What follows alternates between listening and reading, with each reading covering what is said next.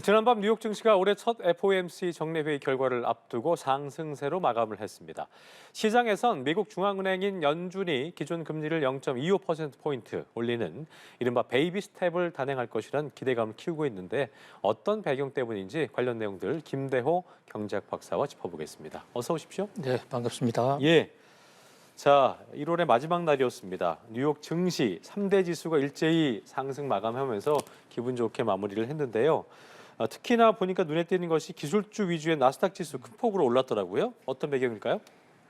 아무래도 지금 내일 새벽으로 예정돼 있는 미국 연준 FOMC의 올 첫 회의에서 당초 예상보다는 조금 더 완화적인, 그러니까 좀 더 시장 친화적이고 금융 완화적인 이런 결정을 내리지 않을 것인가 하는 이런 기대가 뉴욕 증시를 좀 끌어올린 것으로 보입니다. 하루 전날만 해도 뉴욕 증시가 연준이 올해도 이번에도 아주 강력한 긴축으로 시작할 것 같다라는 얘기가 나오면서 하루 전날 많이 빠졌었는데요. 예.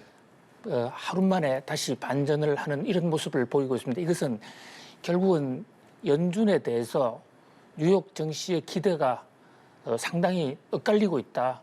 그래서 하루하루 자그마한 변화에도 울고 웃는, 그야말로 제롬 파월 연준 의장이 어떤 얘기를 하느냐, 여기에 그야말로 초미의 관심이 집중되어 있다, 이렇게 볼 수 있겠습니다. 근데 이제 단순히 베이비 스텝 때문에 올랐을까? 우리가 왜 그러냐면은 이번에는 베이비 스텝이 거의 다 기정사실화 됐었고 뭔가 그 다른 또 요인이 있지 않겠느냐. 그리고 어떻게 보면 베이비 스텝은 예정이 돼 있었던 거고 이제 지금 말씀하셨던 것처럼 제롬 파월의 입에서 앞으로의 이제 경기 상황에 대한 그런 예측들, 그 방향성들, 뉘앙스가 중요하다 늘 말씀해 주시잖아요.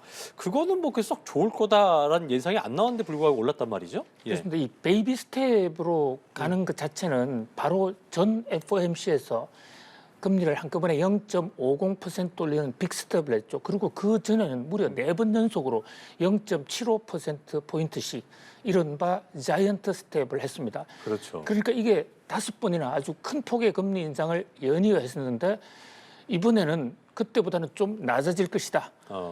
보통은 금리를 0.25 올리는 것만으로도 상당한 쇼크가 옵니다. 그러니까요. 그런데 상대적 상승폭 하락. 저 지금 차트 보면은 너무나 어마어마하게 올라서 0.25가 굉장히 뭔가 또 내리는 느낌이에요. 그렇습니다. 상대적으로 좀 인상폭이 감소한다는 그런 느낌. 그러니까요. 자, 그런데 이것은 이제 똑같은 시점에 한 2~3시간 시차를 두고 유럽 중앙은행에서도 금리를 올릴 것으로 보이는데요. 유럽은 주가가 떨어졌습니다. 유럽은 0.5% 올릴 것이 확실시되고 있거든요.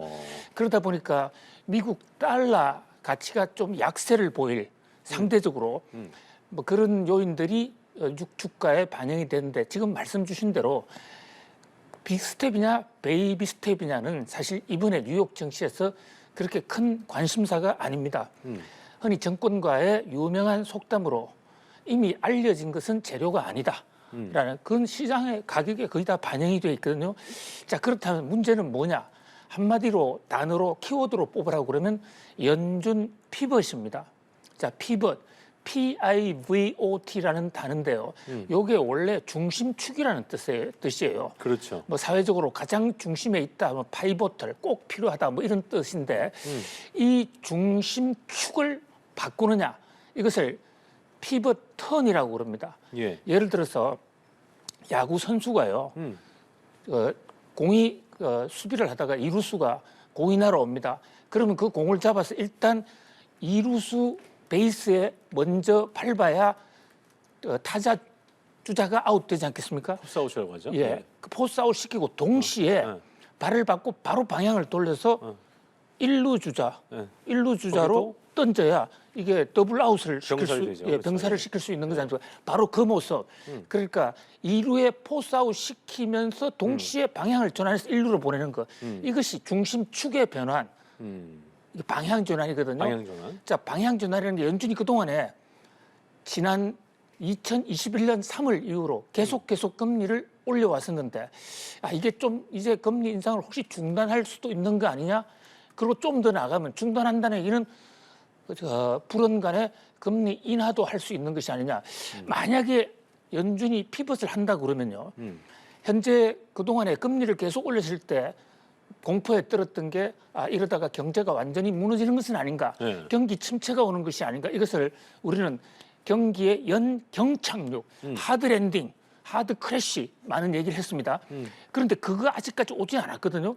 그런 상태에서 금리 인상이 중단이 되면 그야말로 이것은 금리 인상의 효과가 제대로 나타나서 너무 뜨겁지도 않고 너무 차갑지도 않은 골디락스 장세가 오면서 경기가 연착륙할 것이다. 그 기대를 이제 확인을 해주는 것이죠. 그렇군요. 그렇다면 그동안에 억눌렸던 주가가 엄청나게 올라갈 수가 있고 특히 나스닥은 지난해 주가가 상당히 많이 떨어졌지 않습니까? 그게 연준 피봇 신호를 보면 주가가 크게 올라갈 것으로 그렇게 기대한 이런 요인들이 작용을 했다 이렇게 볼 수 있습니다. 네, 골디락스 항상 얘기해 주셨는데 금발머리 소녀 예. 그런 상태가 오길 참 바라는 바람인데 예.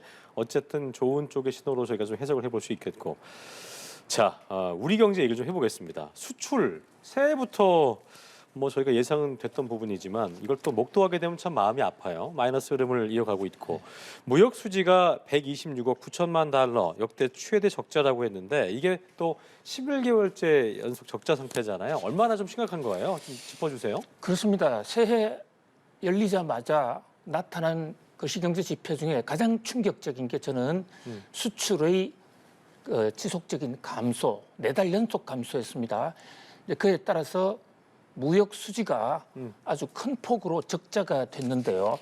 이 무역 수지가 이렇게 적자가 된 것은 126억 달러, 한 달 동안 126억 달러 적자가 됐는데 이것은 우리가 연간 작년의 무역 적자의 약 한 30%에 해당하는 엄청난 양입니다.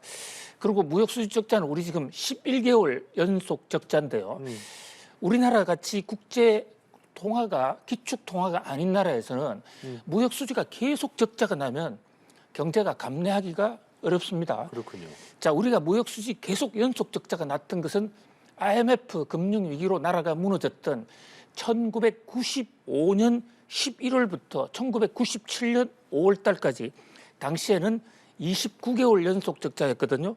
그러다가 결국은 그 해 말에 그러니까 1997년 말에 우리 경제가 완전히 스스로의 자립 능력을 잃고 IMF 구제금융으로 들어갔더랬습니다. 이게 단군 이래로 최악의 경제 상황이었죠. 그런데 물론 지금은 11개월 연속이고 그때 29개월에 비해서는 아직 반도 안 되는 것이지만은 그래도 하여튼 적자가 계속 늘어난다는 거 상당히 안타깝고요. 또 무역 수지 적자가 늘어나는 요인을 보면요. 지금 국제 유가가 안정이 되면서 우리나라가 수입은 그렇게 지금 심각한 상태가 아니거든요. 환율도 좀 안정이 됐잖아요. 수출이 지금 문제 아니에요? 그렇습니다. 예. 그러니까 만약에 국제 유가가 지금 더 올랐다면 지난해 중반기처럼 그럼 더 심각했겠네요. 그렇죠? 훨씬 더 심각. 그러니까 국제 유가가 안정된 상황 속에서 지금 이렇게 왜 적자가 이렇게 많이 났느냐? 한마디로 수출이 안 되고 있는 건데요. 수출 중에서도 우리나라의 국제 경쟁력이 가장 높다는 이 반도체 뭐 어제도 삼성전자 실적이 나오지 않았습니까? 맞아요.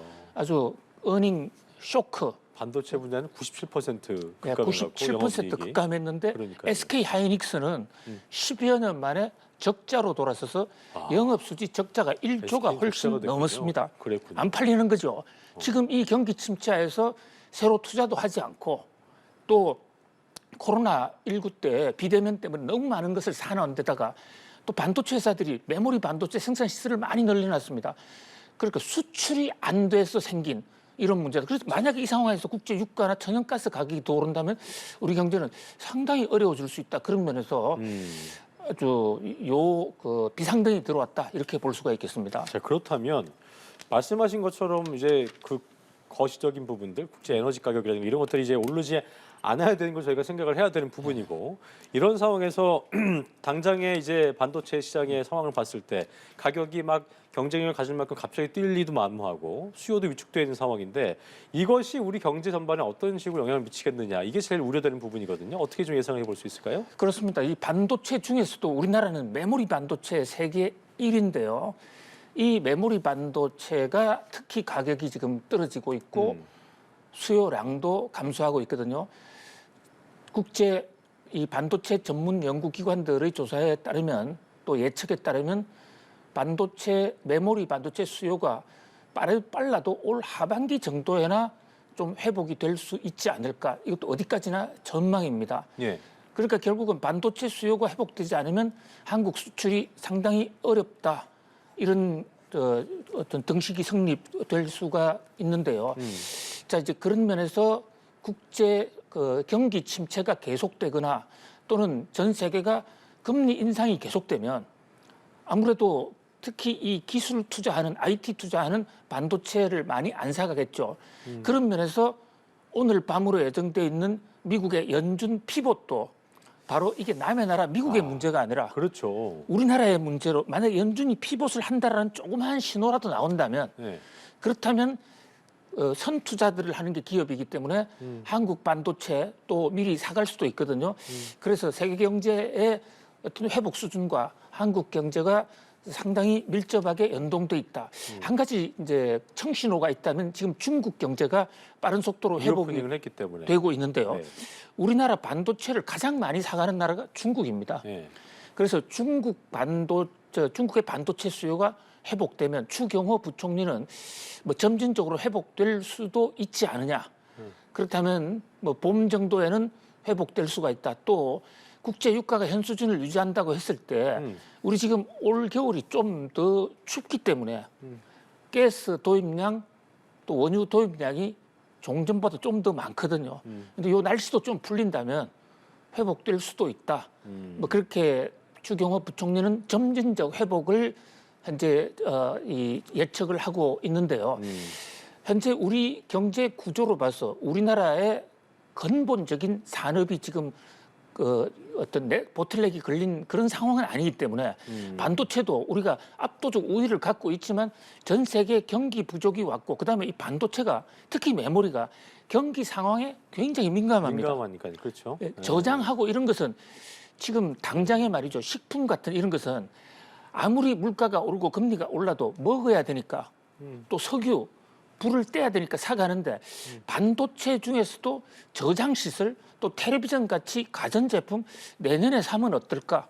그러다 보니까 그 당장 안에 없어도 되는 게 아니기 때문에 없어도 되는 거니까 네. 그렇잖아요. 그렇죠? 그렇다 보니까 그 안에 들어가는 반도체는 맞아. 더 당장 없어도 되는 것이거든요. 뭐 이런 요인인데 세계 경제가 회복되면 우리 경제도 회복될 수가 있다. 예, 어쨌든 뭐 그렇게 전문가들도 업황 회복이 언제쯤 될지 모르겠습니다만 말씀하셨던 것처럼 중국의 리오프닝 그쪽을 좀 기대를 해보는 게 좋지 않을까 생각이 드는고요.